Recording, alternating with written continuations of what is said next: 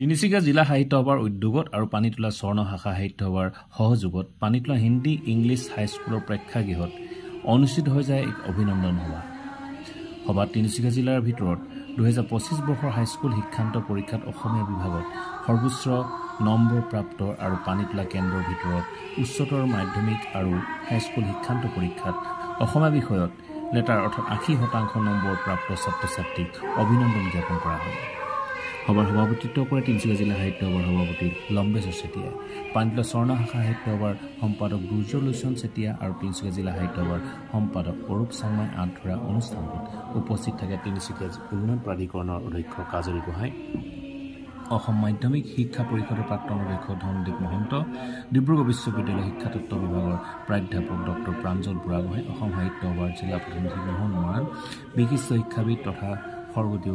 সৰ্বানন্দ সিংহ বঁটা প্ৰাপক যোগেশ্বৰ চেতিয়া, তিনিচুকীয়া জিলা সমগ্ৰ শিক্ষাৰ জিলা আঁচনি Tridip Sharma Tamuli, reflection senior secondary স্কুলৰ বিষয় শিক্ষয়িত্ৰী কিৰণময় বৰা, পানীতোলা হিন্দী ইংলিছ হাইস্কুলৰ প্ৰধান শিক্ষয়িত্ৰী গীতাঞ্জলি হাজৰিকাৰ লগতে তিনিচুকীয়া জিলা সাহিত্য সভাৰ বিষয়ববীয়াসকল তাৰ লগত জড়িত কৰি ৰাখিব পাৰোঁ, তেতিয়া আমি নিজৰ জীৱনটোকে বেছি গুৰুত্বপূৰ্ণ বুলি অনুভৱ কৰোঁ।